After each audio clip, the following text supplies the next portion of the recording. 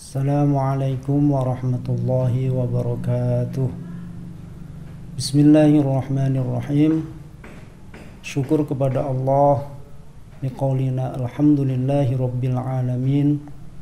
Salawat kepada Nabi Muhammad sallallahu alaihi wasallam biqaulina Allahumma salli ala sayyidina Muhammad wa ala ali sayyidina Muhammad. Baik, ilmu tajwid menurut bahasa adalah membaguskan. Jadi membaguskan membaca Al-Quran. Di dalam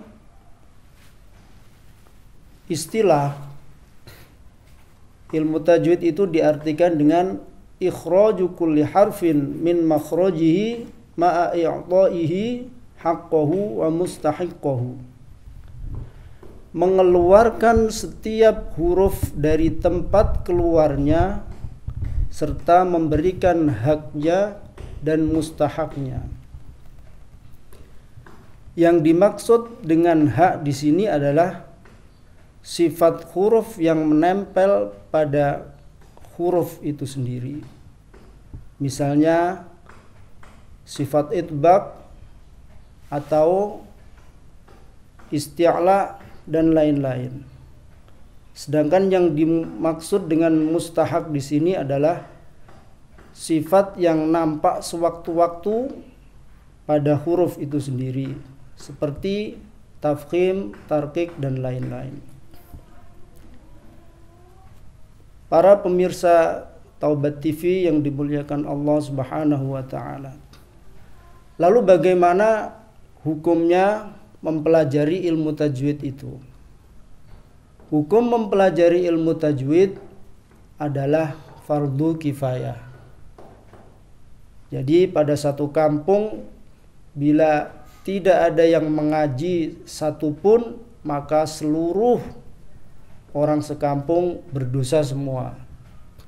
Terkecuali kalau sudah ada yang menanggung sudah ada satu orang yang mengaji ilmu tajwid, maka sudah gugur dosanya orang sekampung itu.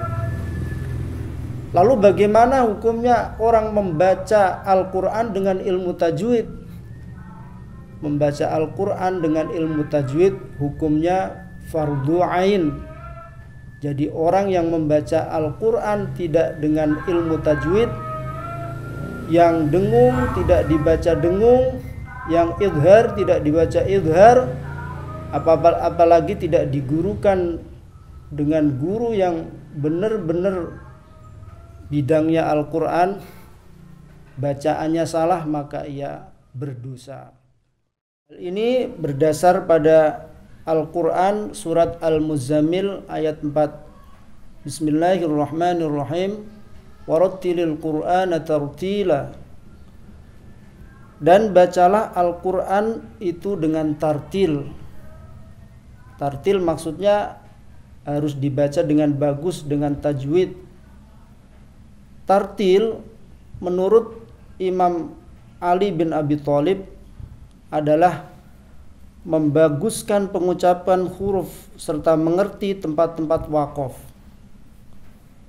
Tetapi menurut Ibnu Katsir, tartil adalah membaca dengan perlahan-lahan dan hati-hati, karena hal itu akan membantu pemahaman serta tadabbur kepada Al-Quran.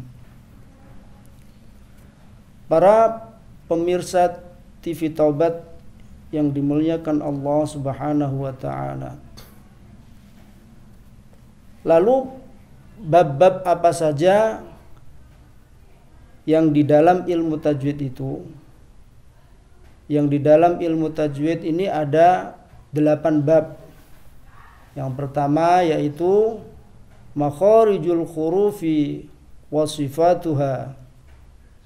Yang pertama yaitu makharijul huruf dan sifat-sifat huruf. Yang kedua yaitu ahkamul maddi. Yang kedua yaitu hukum-hukum mad. Yang ketiga yaitu ahkamun nunis sakinati wat tanwin. Yang ketiga yaitu hukum nun sukun dan tanwin. Yang keempat yaitu ahkamul mimis sakinah, yaitu hukum mim mati. Yang kelima al-hukmu al-ta'rif, yaitu hukum al dan ta'rif. Yang keenam al-hukmu at-tafkhim wa tarqiq, yaitu hukum tafkhim dan tarqiq. Yang ketujuh al-hukmul idghami, yaitu hukum idgham. Yang kedelapan yaitu al-waqfu, yaitu wakaf. Marilah kita bahas satu persatu, mulai dari makharijul hurufi wa sifatuha. Makharijul huruf berasal dari kata makharij, itu asal dari kata kharaja. Kharaja dijadikan isim makan menjadi makhraj. Makhraj artinya tempat keluar. Lalu dijadikan jamak menjadi makharij. Jadi makharijul huruf artinya adalah tempat-tempat keluarnya huruf hijaiyah. Nah, terus huruf hijaiyah ini menurut ulama yang terpilih pendapatnya itu ada 17 tempat. 17 tempat itu dirangkum menjadi 5 tempat. Yang pertama yaitu al-khayshum. Al-khayshum itu artinya adalah pangkal hidung. Jadi huruf apa saja yang keluar dari pangkal hidung itu, yang pertama yaitu huruf gunnah.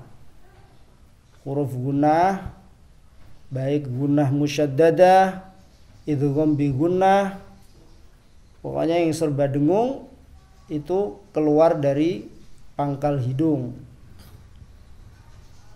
Contohnya seperti nun tasydid misalnya, inna, itu harus dari pangkal hidung.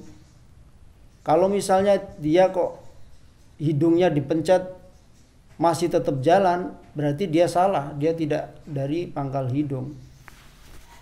Inna, itu sudah otomatis, itu tidak bisa jalan kalau hidungnya dipencet. Nah, itu sudah benar berarti. Terus lagi yang keluar dari hidung termasuk lagi idgham bi gunnah, ikhfa, baik ikhfa syafawi atau ikhfa hakiki, semuanya keluar dari hidung.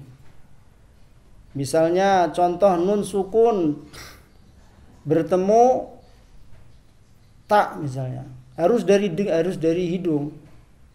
Min tahtiha, kalau hidungnya kok dipencet kok masih itu salah, berarti dia harus dari hidung. Nah, itu yang keluar dari al-khayshum. Lalu yang kedua adalah sifat makharijul huruf yang kedua yaitu asy-syafataini, yaitu dari kedua bibir. Dari dua bibir ini yang keluar ada 4 huruf. Yang pertama yaitu fa. Fa keluar dari bibir. yaitu bibir bawah atau perut bibir bawah bertemu ujung gigi atas. Jadi fa ya. Fa fi fu baf fu fan fani faf na minal mufni ma fi fan fani fa. Kesalahan yang terjadi biasanya orang membaca itu kadang-kadang dibaca dengan pa. Kalau pa itu bibir bawah bertemu bibir atas, itu salah. Jadi papi itu bukan pa. Pa ida parog tapan salah itu. Yang benar adalah perut bibir bawah bertemu ujung gigi atas. Jadi fa.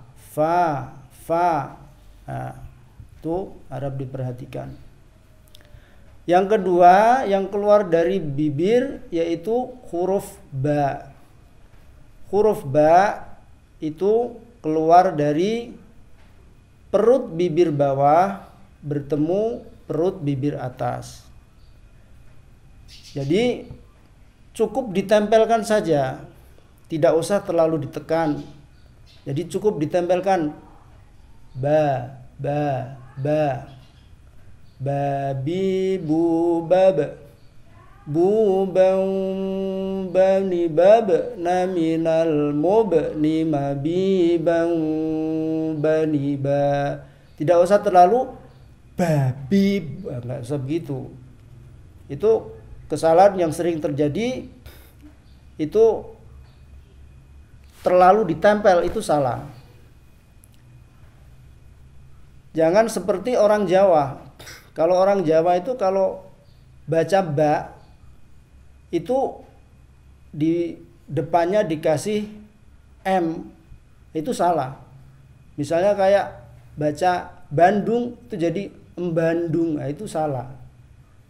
Baca Bogor jadi Embogor. Mau kemana? Mau ke Bogor, itu salah. Kalau dibaca Al-Quran tidak boleh begitu. Ba itu makhrajnya harus perut bibir bawah bertemu perut bibir atas. Kalau menyalahi kaidah itu berarti salah. Yang ketiga yang keluar dari bibir yaitu mim. Huruf mim itu bibir bagian bawah bertemu bibir atas bagian luar. Jadi kalau bedanya dengan ba, kalau ba itu bibir bagian dalam, kalau mim bagian luar. Contohnya seperti misalnya amma yatasaalun. Nah, itu ditekan amma. Tidak bisa misalnya enggak bisa, memang itu harus dengung, harus ditekan. Terus yang keempat yaitu huruf wawu yang keluar dari bibir. Wawu itu tidak usah ditempelkan, hanya dimonyongkan saja. Wa. Jadi cukup dimonyongkan saja. Wawi wu bau. Wu waw wani waw na minal mugni mawi waw wani wa. Itu adalah huruf yang keluar dari bibir atau asy-syafataini. Kemudian yang ketiga makhraj apa?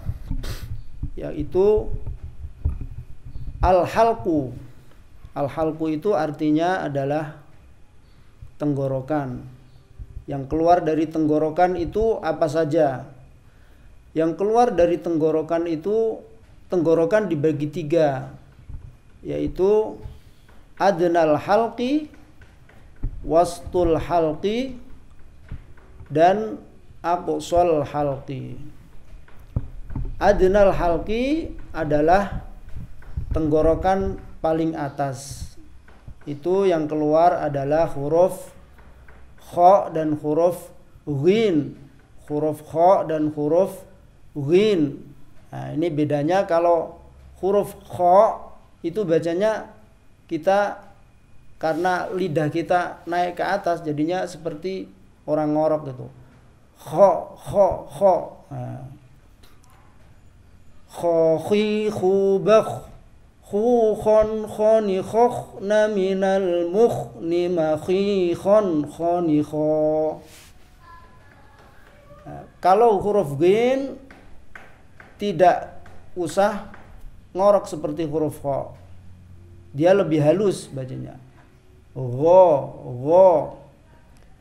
Dan perlu diperhatikan kalau baca huruf ghin itu bukan huruf qalqalah. Jadi kesalahan yang sering terjadi baca Fatihah itu kadang-kadang ghairil maghdu itu dibaca ghairil maghdu. Nah, itu salah. Padahal ghin itu bukan huruf qalqalah. Jangan dimantulkan. Gho halus.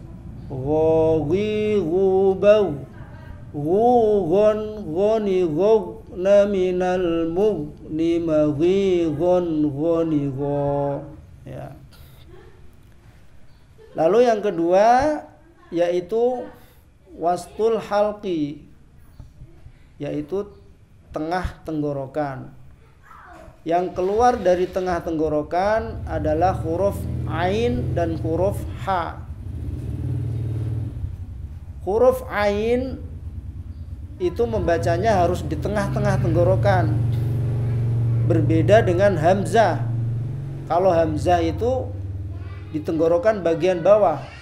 Jadi sebagian itu ada yang baca ain itu malah hamzah. Itu harus kita teliti. Nanti kalau kita baca ain dengan hamzah nanti artinya pun berbeda. Artinya salah. Makanya harus tahu, oh ini saya sudah di tengah tenggorokan. Ai au ba au an ani a na minal mu ni ma'i an ani a. Lalu yang di tengah tenggorokan lagi keluar huruf ha. Huruf ha juga berbeda dengan huruf ha.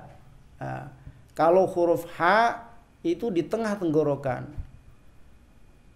Kalau orang-orang yang masih awam itu biasanya menamakan H itu H kecil, H itu H besar. Nah, itu salah kaprah sebenarnya. Kalau H itu ya H, kalau H ya H, berbeda. Kalau H itu di tengah tenggorokan, kalau H di tenggorokan bagian bawah, sudah beda tempat. Ha hi hu bah hu han hani hah na minal muhni ma hi han hani ha. Lalu yang ketiga yaitu aqsal halqi. Aqsal halqi adalah tenggorokan bagian bawah, keluar huruf H dan hamzah. Huruf H sudah berbeda dengan H, huruf hamzah berbeda dengan huruf ain, harus berbeda karena beda baca, beda arti. Ha hi hu bah hu han hani ha na minal muhni mahi han hani ha. A i u ba. Nah, itu beda dengan a i u ba, sudah beda. Nah, yang ini adalah hamzah. A i u ba u an ani a na minal mu'ni ma i an ani a. Itu adalah bagian dari al-halqu, yaitu huruf-huruf yang keluar dari tenggorokan. Pemirsa Taubat TV yang dimuliakan Allah Subhanahu wa taala, sampai di sini dulu. Nanti kita sambung pada pertemuan berikutnya. Mohon untuk like, komen, dan subscribe. Apabila ada salah kata, saya mohon maaf yang sebesar-besarnya. Walaupun sedikit, semoga ada manfaatnya. Sampai di sini. Assalamualaikum warahmatullahi wabarakatuh.